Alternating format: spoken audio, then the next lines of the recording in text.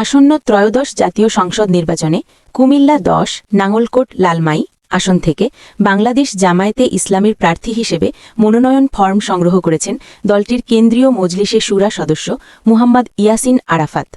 বুধবার ২৪ ডিসেম্বর সকাল ১০:৩০টার দিকে তিনি কুমিল্লা জেলা প্রশাসক মোহাম্মদ রেজা হাসানের কাছ থেকে আনুষ্ঠানিকভাবে মনোনয়ন ফরম সংগ্রহ করেন।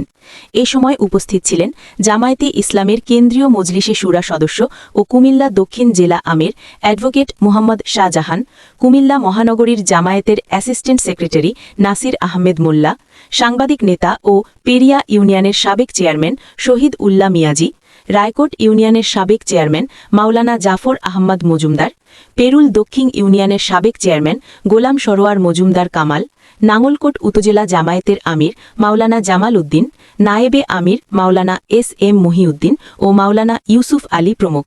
মনোনয়ন ফরম সংগ্রহ শেষে ইয়াসিন আরাফাত বলেন, একটি সমাজ বিনির্মাণের জন্য, সমৃদ্ধ সমাজ গঠনের জন্য, জনগণের অধিকার আদায়ের জন্য যে লড়াই ও সংগ্রামের মধ্যে ছিলাম তার একটি নতুন যাত্রা শুরু হয়েছে।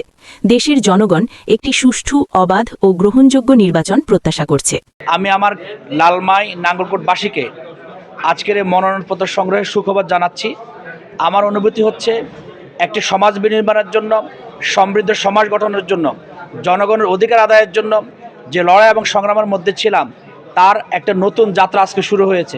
ইনশাআল্লাহ জনগণের ভোটাধিকার নিশ্চিত করে মানুষের অধিকার আদায়ে একটি সুন্দর রাষ্ট্র গঠনে আমরা সেই সমৃদ্ধির পথে এগিয়ে যাব ইনশাআল্লাহ।